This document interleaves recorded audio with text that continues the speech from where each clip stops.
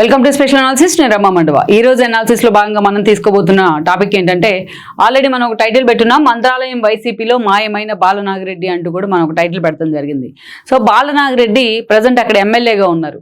అలాంటి బాలనాగిరెడ్డి ఎందుకు ఈరోజు మాయమయ్యారు అనేది చాలా మందికి తెలియని ప్రశ్న. ఆయన ఇటీవలే ఆయనకు సంబంధించి పార్టీ మారుతున్న వార్తలు కూడా హల్చల్ చేస్తూ వచ్చాయి. అయితే ఆయనే స్వయంగా మీడియా ముందుకు వచ్చి దాన్ని ఖండించే ప్రయత్నం కూడా చేశారు. తన వైఎస్ ఫ్యామిలీకి చాలా లాయల్టీ అని చెప్పుకునే ప్రయత్నం చేశారు. తన అనారోగ్య కారణాలతోనే తాను పార్టీ కార్యక్రమాలకు దూరంగా ఉంటున్నానంటూ కూడా మాట్లాడారు. అయినప్పటికీ ఆయన తిరిగి ఈరోజు టీడీపీలోకి టచ్లోకి వెళ్ళారు, టీడీపీ నేతలతో టచ్లో ఉన్నారు అనేది చాలా సీరియస్గా నడుస్తున్న చర్చ. ఎందుకంటే ఒక ప్రతికూల పరిస్థితుల్లో సైతం మొన్నటి ఎన్నికల్లో బాలనాగిరెడ్డి అక్కడ విజయం సాధించారు. వరుసగా 4 సార్లు ఒకే కాన్స్టిట్యున్సీ నుంచి విజయం సాధించడం అంటే అది సామాన్యమైన విషయం కాదు. ఈ వీడియో మీకు నచ్చినట్లయితే please share, like and subscribe R24 Telugu. Party ఏదైనా సరే తనకంటూ కూడా అక్కడ ఓన్గా ఒక ఇండివిజువల్ ఇమేజ్ క్రియేట్ చేసుకోవడంలో బాలనాగిరెడ్డి ముందున్నారని అనుకోవాలి. సో అలాంటి బాలనాగిరెడ్డికి సంబంధించి ఈ రోజున అక్కడ ఆయన పార్టీ మారే అవకాశాలు పుష్కలంగా ఉన్నాయనే చర్చ కూడా జరుగుతోంది. ఇప్పటికే జగన్మోహన్ రెడ్డి ఈ ఇన్ఫర్మేషన్ తెలుసుకున్న తర్వాత బాలనాగిరెడ్డితో సంప్రదింపులు జరుపుతారనే చర్చ కూడా ఈరోజు అక్కడ హాట్ టాపిక్ అవుతోంది. ఎందుకంటే కర్నూలు జిల్లాలోనే ఒక టిపికల్ కాన్స్టిట్యున్సీ మంత్రాలయం. ప్రత్యేకించి బాలనాగిరెడ్డి విషయానికి వచ్చినట్లయితే 2009 ఎన్నికల్లో మొదటిసారి ఆయన అంతకుముందు కొన్ని పదవులు కూడా అనుభవించున్నారు టీడీపీలో లోకల్గా. అక్కడి నుంచి ఆయన 2009 ఎన్నికల్లో ఆయనకి టికెట్ దక్కింది మొదటిసారి. 2009 ఎన్నికల్లో టీడీపీ నుంచి బాలనాగిరెడ్డి ఎమ్మెల్యేగా గెలవడం జరిగింది.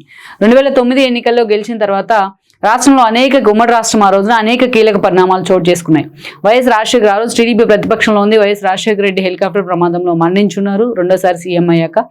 దెన్ ఆ తర్వాత కొద్ది రోజులకే జగన్మోహన్ రెడ్డి కాంగ్రెస్ని వీడి బయటకు వచ్చి ఆయన సొంత కుంపటి పెట్టుకునే ప్రయత్నం చేశారు వైఎస్ఆర్ పేరుతోని. వైఎస్ఆర్సీపీ అనే పేరు కూడా పెట్టడం జరిగింది పార్టీకి. దెన్ ఆ పరిణామాల్లో మెజారిటీ ఎమ్మెల్యేలు అటు కాంగ్రెస్తోని వైఎస్తో క్లోజ్గా ఉన్న కొంతమంది నేతలతో పాటు టీడీపీ నుంచి కొంతమంది ఎమ్మెల్యేలు జగన్మోహన్ రెడ్డి వెంట నడిచే ప్రయత్నం చేశారు. ఎస్పెషల్లీ జగన్ సామాజిక వర్గానికి చెందిన కొంతమంది నేతలు టీడీపీ నుంచి కూడా జగన్ వెంట రావడం జరిగింది. వాళ్ళలో ముందు వరుసలో ఉండేది ఎవరు అంటే ఒకరు మంత్రాలయం ఎమ్మెల్యే బాలనాగిరెడ్డి అయితే మరొకరు కొవ్వూరు ఎమ్మెల్యే ప్రసన్న కుమార్ రెడ్డి. అప్పట్లో వాళ్ళిద్దరు ఎమ్మెల్యేగా ఉండి ఇప్పుడు ప్రసన్న కుమార్ రెడ్డి మాజీ అయ్యారు. దెన్ అలా సుదీర్ఘ కాలం వాళ్ళు వైఎస్ఆర్సీపీతోనే సెయిల్ అయ్యే ప్రయత్నం చేశారు. వీళ్ళిద్దరు కూడా ఒకరినొకరు విడదీయరాని సంబంధంగా ఉండేవాళ్ళు. ఎక్కడ కూడా ఒక క్లోజ్ ఫ్రెండ్స్గా ఉంటుండేవాళ్ళు.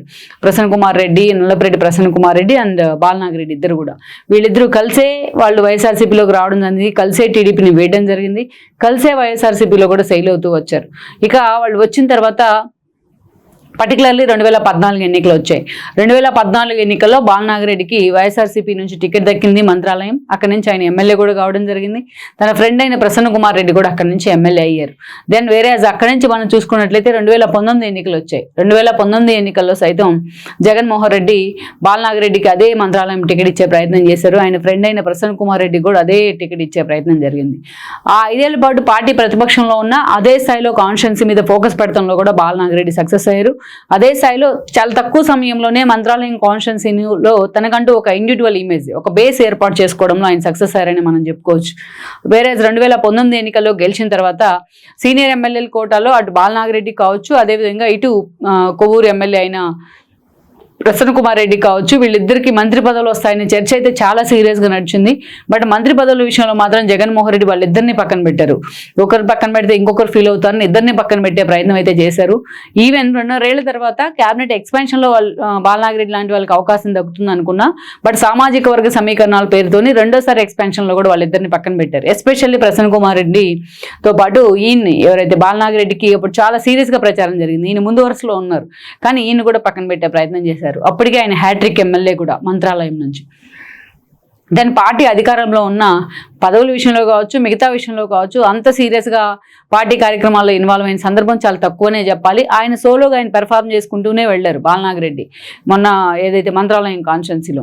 ఈ క్రమంలోనే మొన్నటి ఎన్నికల్లో అంటే 2024 ఎన్నికల్లో మరోసారి ఆయనకు మంత్రాలయం టికెట్ దక్కింది. మంత్రాలయం నుంచి టీడీపీ అభ్యర్థిని ఓడించి మరీ ఆయన మంత్రాలయం నుంచి వరుసగా 4వ ఎమ్మెల్యే కావడం జరిగింది. వరుసగా 4 సార్లు ఒకటే కాన్స్టిట్యున్సీ నుంచి ఎమ్మెల్యే కావడం అంటే అది మామూలు విషయం కాదు. ఈవెన్ నల్లపరెడ్డి మొన్నటి ఎన్నికల్లో గెలవలేకపోయారు ఆయన ఫ్రెండ్ అయిన ప్రసన్న కుమార్ రెడ్డి, కానీ బాలనాగిరెడ్డి ఎమ్మెల్యేగా గెలుచున్నారు. బట్ ఈ రోజు చూసినట్లయితే జగన్మోహన్ రెడ్డి వెంట ఆయనతో పాటు గెలిచిన 10 మంది ఎమ్మెల్యేల్లో బాలనాగిరెడ్డి కూడా ఒకడు. కానీ ఈ రోజు చూసినట్లయితే బాలనాగిరెడ్డి పార్టీ అధికారానికి దూరమైంది, పూర్తిగా అటు జగన్తో పాటు పార్టీ క్యాడర్ అంతా కూడా డిమోరలైజ్ అయ్యి ఉంది. ఇలాంటి సందర్భంలో బాలనాగిరెడ్డి కూడా పూర్తిగా ఇన్యాక్టివ్ అయ్యారు పార్టీలో. అంతేకాదు అసలు మంత్రాలయం కాన్స్టిట్యున్సీలో కూడా ఆయన సీరియస్ గా పార్టీ కార్యక్రమాలను చేపట్టిన పరిస్థితి కానీ, పార్టీ పిలుపునిచ్చిన కార్యక్రమాల్లో సీరియస్ గా ఇన్వాల్వ్ అయిన సిచ్యువేషన్ కానీ లేదు. ఈ క్రమంలోనే ఆయన పార్టీ మారుతున్నారనే ప్రచారం జరుగుతోంది. అసలు మంత్రాలయంలో బాలనాగిరెడ్డి ఎక్కడ అనే ప్రచారం కూడా జరుగుతోంది లోకల్ గా మీడియాలో. ఈ క్రమంలోనే లేటెస్ట్ గా ఆయన మీడియా ముందుకు వచ్చారు.